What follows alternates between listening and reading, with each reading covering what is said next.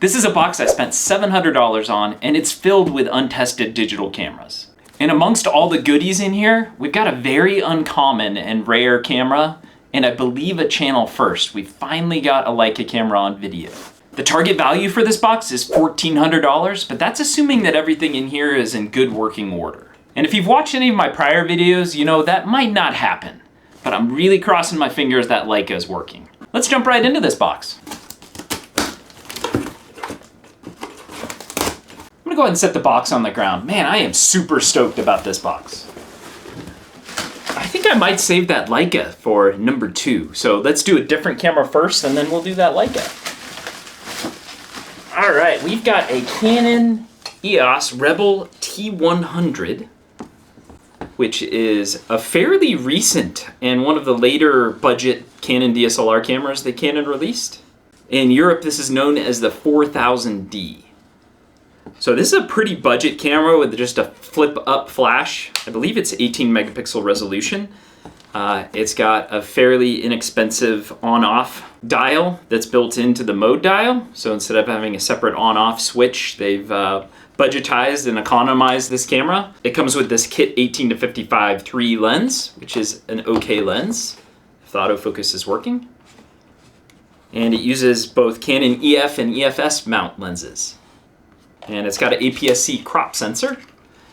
And this is a fun camera to shoot with. Like I said, it's kind of no frills, and if you pair it with some better lenses, it can take some really good pictures. It uses the Canon LPE10 battery, and over here I've got probably over 60 different batteries that are commonly used. Hopefully I can find the correct one here. There we go. And this is my full-time job, is actually buying and selling used digital cameras. My name's Kevin. If you haven't watched any of my videos, I appreciate you watching. And don't forget to leave a like and subscribe if you're interested in more content like this, where I go through a bunch of different, mainly vintage DSLR point and shoot and bridge cameras that were made upwards of 20 years ago. This particular model, I believe, was made in 2015-2016 timeframe. Yep, it does power on. There's not an SD card in there, that's okay.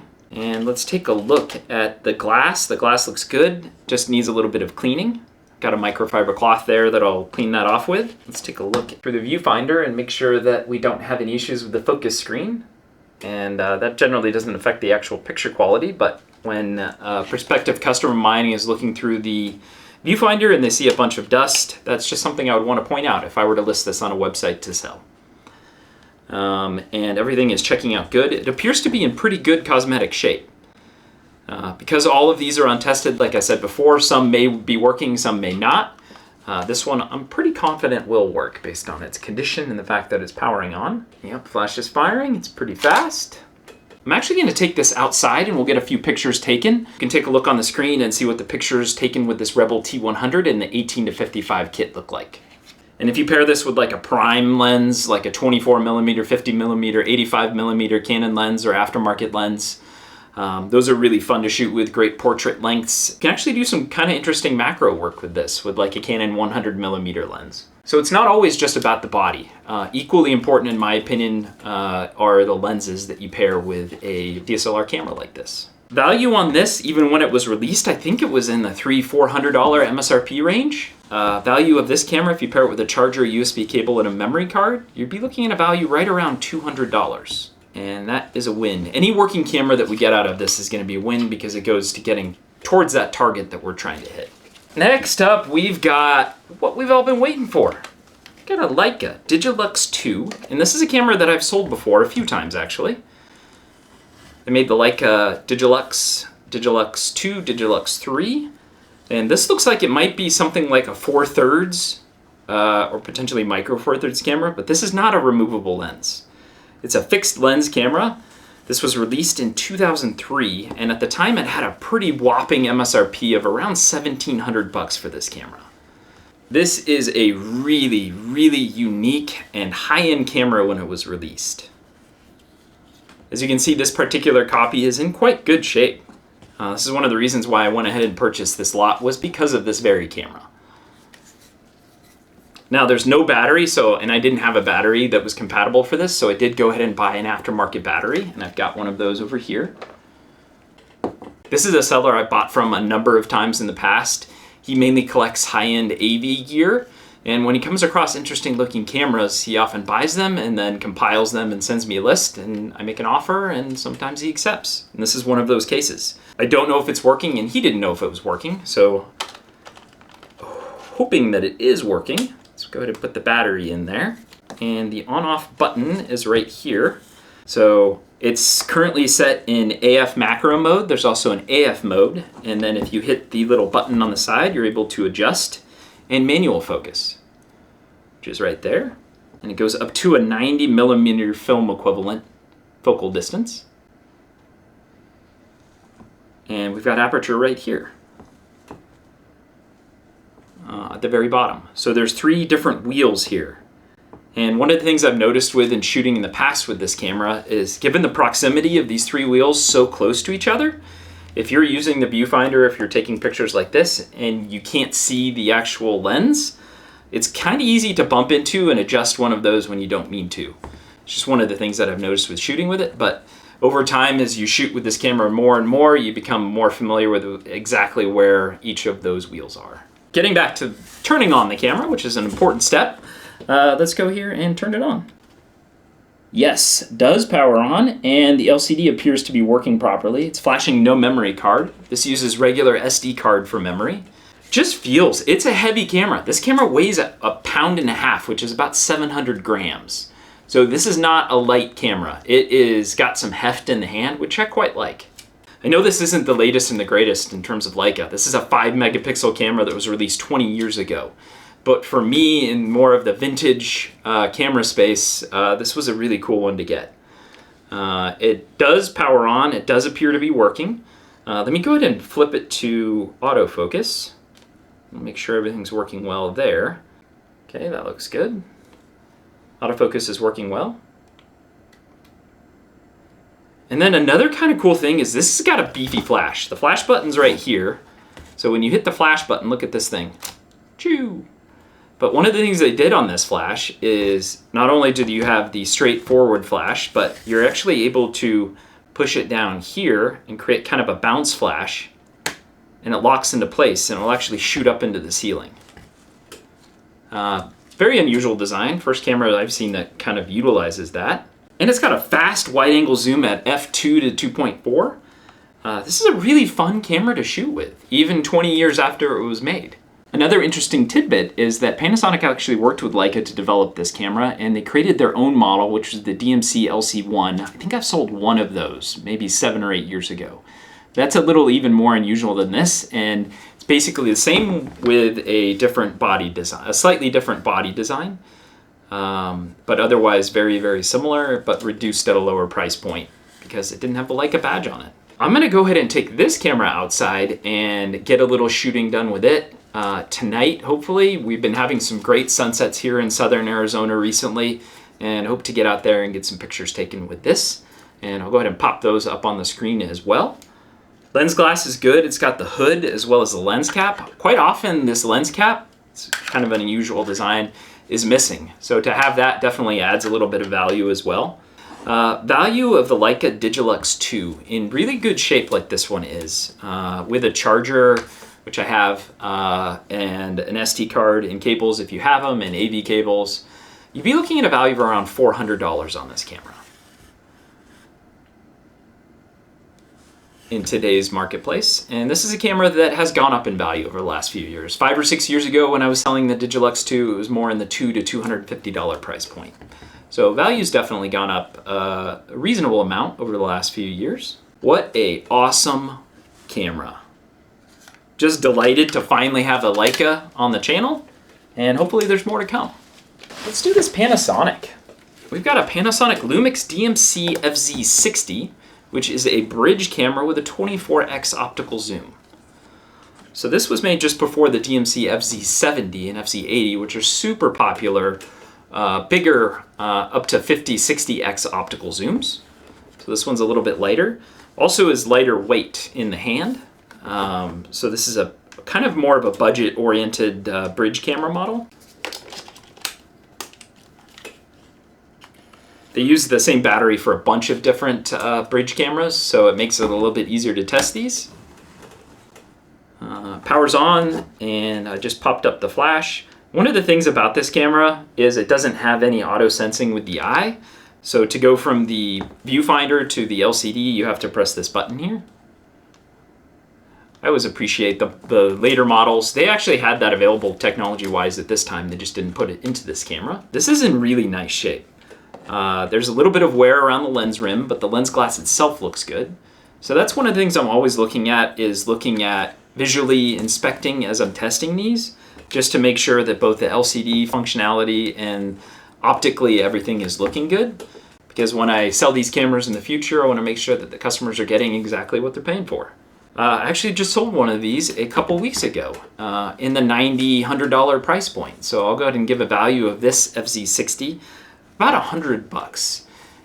So I'm gonna go ahead and pop some pictures up that I took with the FZ60. Vibrant colors, not the best optical range compared to some of the later models, but a 24x gives you a pretty good zoom capability. In comparison, especially like today's cell phones, it does a really nice job. Next, let's do this guy. We've got a Nikon Coolpix S3100, and I'm seeing a little bit of lens separation, which makes me a bit nervous. So whenever you see that, sometimes there could be some sort of lens issue when it's exposed like that. Something that I've picked up over the years of testing and selling tens of thousands of digital cameras. This uses the Nikon ENL19 battery. Okay, the LCD looks good though. That sounded horrible. Lens glass has some scratches. Let's try moving it in and out. It's not focusing. Not focusing at all. Let's see here. I've sold so many of the Nikon Coolpix S3100s. This was a 14 megapixel that was made about during the height of the point and shoot digital camera craze in the 2011-2012 timeframe. It's gotten a little more valuable too. This was a camera that used to sell for in the $40 to $50 range that now sells in the $70 to $100 range in good working shape. Unfortunately, this camera is not working properly. The autofocus is not working, and as you can see, that lens has got some issues. Now it's protruding. So I'll try to do a little bit of work on this to see if I can get this into fully operating condition. But as is right now, because of that, I'm not going to assign a value on this camera. That is a bummer. So our first non-working cam. Next up, love it. Nikon Coolpix S8200. And this is a compact camera with a really nice 14x zoom. And really enjoy shooting with this camera when it's in working shape. And I would say about half the time that I find it is in working shape. So because of that overall defect rate and issue rate of this camera, it's not a camera that I purposefully seek out a lot. It does have a memory card in there. But if it's included in a lot, then it's something that obviously I'm going to test, and we'll see if it will work. Because when it does work, I love the picture quality of the Nikon Coolpix S8000 and 9000 series. Okay, lens is moving in and out fine, that's good. So what I see most often with this are lens defects and issues, as well as LCD issues in terms of dead splotches and dead lines of pixels. And I'm not seeing that in this case. So we've got what looks to be a good working camera. Let's try taking a few pictures in auto mode here. And whenever you take a picture in auto and the flash needs to be used, it will automatically raise. So some of the prior versions had a little toggle off to the side that you just flicked, but this one will auto engage. Autofocus is working well and the pictures look good. I'm gonna take this outside. We'll get some pictures taken with this. Because of that optical range, you can actually be 20, 30, 40 feet away from the subject and actually get some pictures taken, which is awesome. We've got quite a bit of wildlife out there. My mom rode her bike over and said she ran into a little pack of javelina, which looked a bit like tusk boars or wild pigs a little bit. But they're, I believe, in the peccary family. So a little bit different, but we've got birds everywhere, hummingbirds. I've seen a bunch of hummingbirds lately. So hopefully I can get some pictures of not just flowers, but I'm sure there'll be a lot of flowers too, because the flowers are blooming everywhere. A lot of the other thing you'll see is delamination on this front rubberish coating. and it'll leave it kind of exposed, and it's just cosmetic, but it's just something you see with this model a lot as well. In good working shape like this one is, with the charger, you'd be looking at a value of about $125 on this camera. Nikon Coolpix S8200. Oh, next up, we've got another premium camera for its time, a Minolta Dimage A1. And this is a 5 megapixel camera that came out, I think in 2002 or 2003, right around when that Leica came out. And the price point was also up there. This was a camera that retailed for over $1,000 in the United States and featured about every bell and whistle you could have in a point and shoot camera during that period. This particular copy is in good shape. As you can see, it has a, I think, focus by wire lens here that gives the visualization that it could be a removable lens, but it's not, kind of like that Leica. Does have some macro capability as well, and has a lot of different options in terms of manual focus and adjustments that you can fiddle with to your heart's content. For my purposes in this, I'm going to leave it mainly in auto, and we'll do some testing just to make sure that the autofocus and everything is working properly. The battery this uses is, I believe I've got one. Yeah, the Minolta NP400, which looks a lot like a bunch of other Olympus batteries that I use. Okay, power button is right here. Let's go ahead and hit the power button. It does power on. That is a great sight to see, and the top is working as well. Got a little 49mm UV filter on there. I'll go ahead and leave that on there for now. Lens moves smoothly, the glass looks good, and I'm not seeing any issues with the LCD. In fact, there's actually an LCD protector still on there. I'll go ahead and leave it on. So it looks like this camera actually wasn't used a ton. Let's go ahead and try taking a couple pictures here. Okay, autofocus is working well. Go ahead and pop the flash up here. And I'm gonna take this outside. We'll get some pictures taken with this. I am gonna be very interested to see how this kind of pairs up with the Leica, just to see a comparison. They're both 5 megapixel cameras, certainly different optical ranges, but be curious to see what kind of the flagships of the point and shoot cameras of their time compare.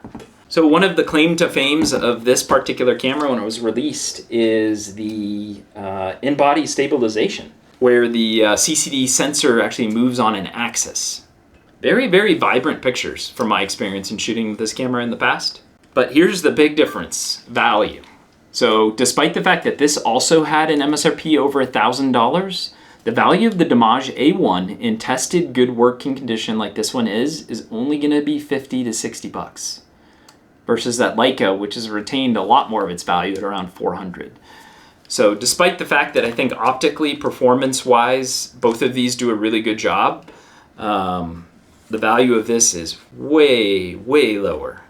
So maybe I think it's a good pickup for 50 or 60 bucks for someone that's interested in using an older digital camera and wants some manual capability. Okay, Fujifilm Finepix point and shoot. We've got an AX500 here. It's got some sticky, there's a sticker on the front, some sticker residue, so I'll try to get that cleaned up. This uses AA batteries. The biggest issue that you see here is a broken battery door.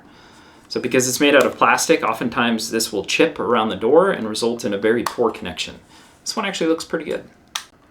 Oh, my brother was telling me a story of himself and his company doing a health screening, and the fact that he thought that this particular health screening company had brought 2 workers out of retirement just to work his gig.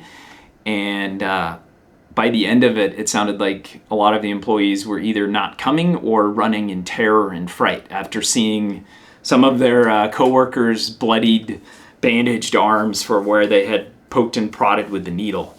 I don't know if they had like legitimate phlebotomists that were actually capable of drawing blood, but the way that he told that story had me just crying in tears of laughter.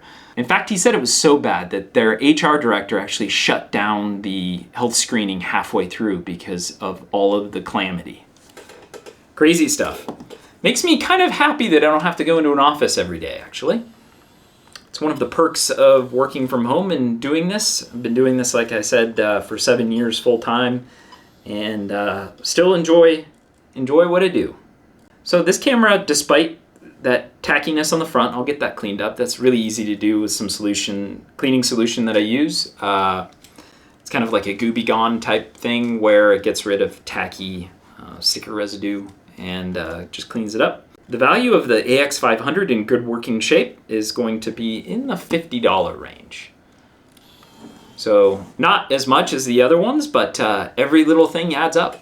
Next up, we've got a Canon Powershot S5, 8 megapixel bridge camera with a 12x optical zoom. Also uses AA batteries. Very common camera. I sell so many of the Powershot S5 and S3. Uses 4 AA batteries. Kind of a hog when it comes to AA's. Oh, I've got some film over here. Expired in 2005. Boo!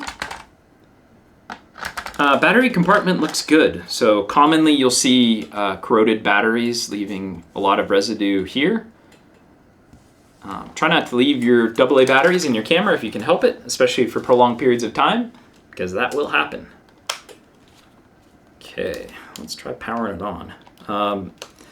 The LCD hinge can be a little bit weak in these, the way that it's designed, so that's one thing you want to test as well. This one looks okay. A little bit of discoloration on the viewfinder. I should be able to get that cleaned up as well with some rubber polisher type stuff that I use.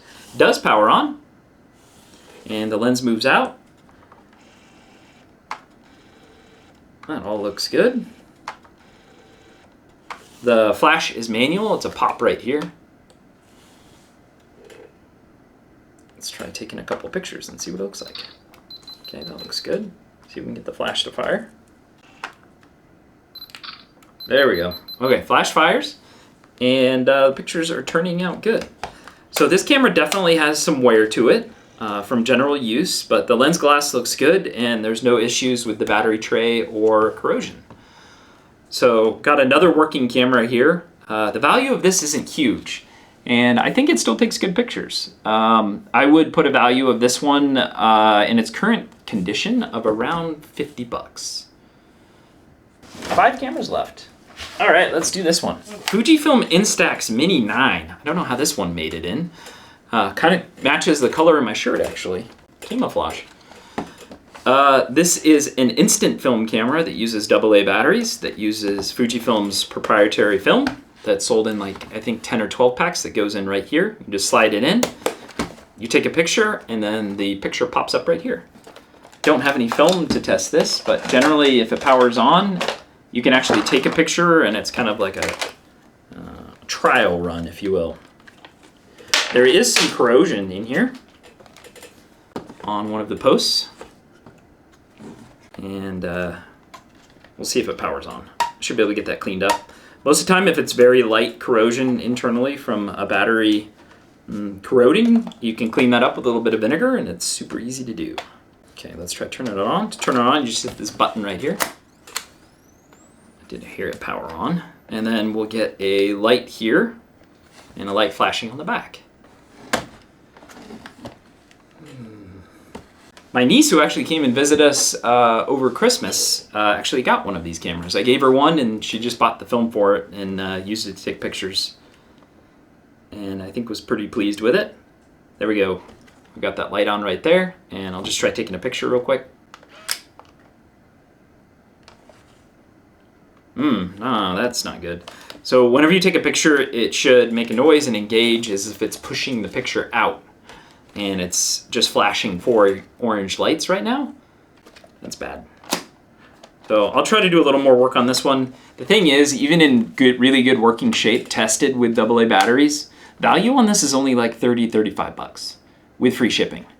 So this is not a camera I would, despite it nearly color matching my shirt, I wouldn't search out a camera like this, but it was in the lot and I wanted to test it to see if it's working. Fortunately, no value. Hey. Ooh, another reason why I bought this lot. We've got an Olympus TG5 4K cam. This is an underwater camera that was kind of the flagship of Olympus's waterproof line. And they've been making the TG series for a really long time. I think this was the first TG that had 4K video. Some of that I can get cleaned up, but some of it is scuffs on the LCD.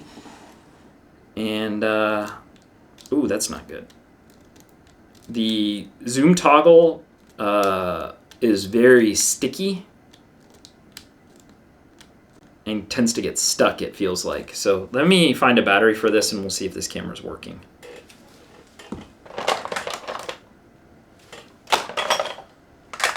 Uses the Olympus Li90 or 92 battery. And I've sold and used basically every generation of Olympus TG series ever made.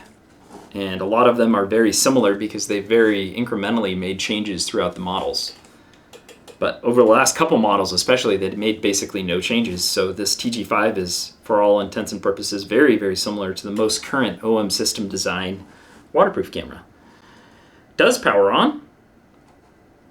And let's see how that zoom works. Oh, it is working. Very noisy, you hear that?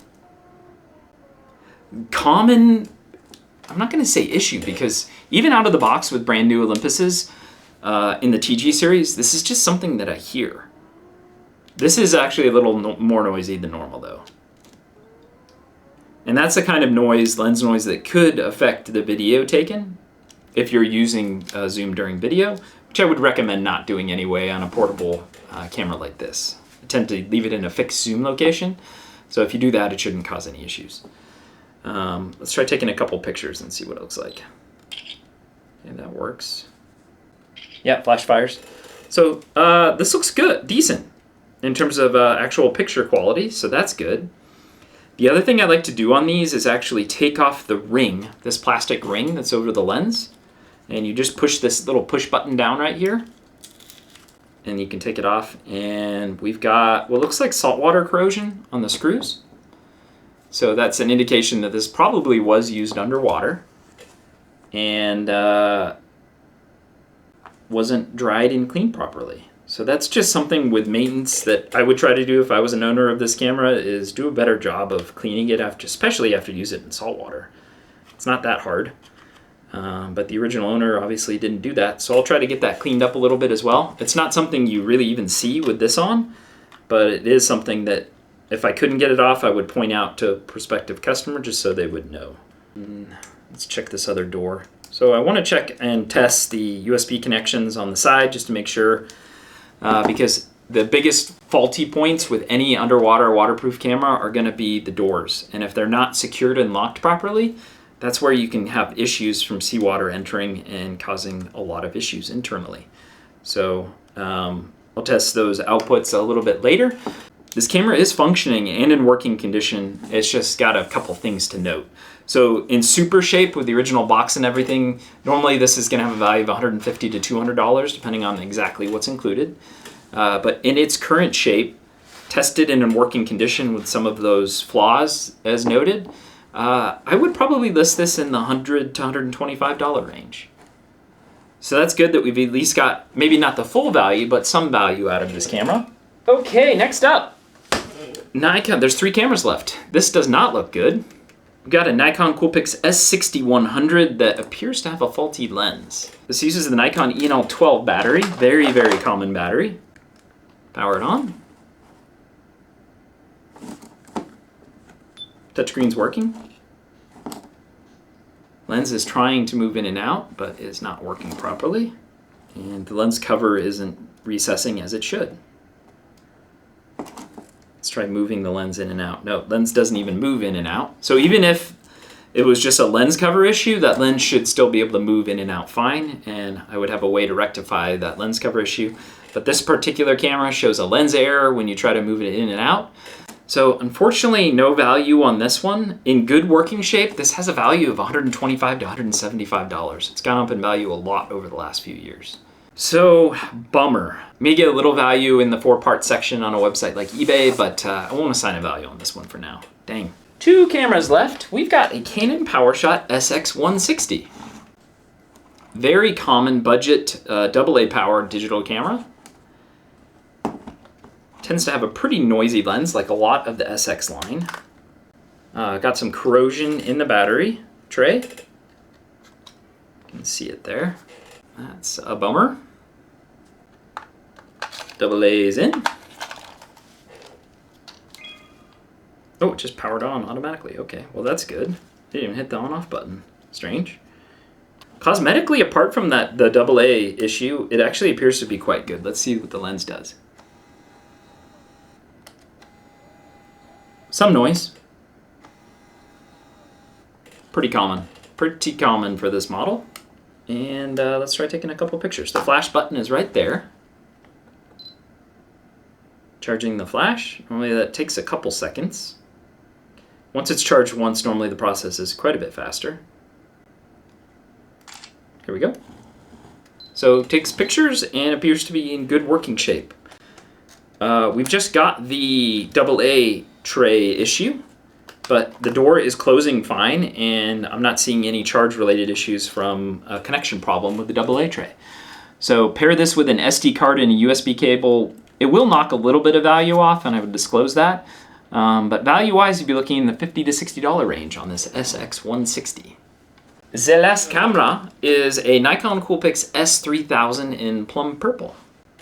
Small little compact camera, 12 megapixels, released probably in the 2010 timeframe.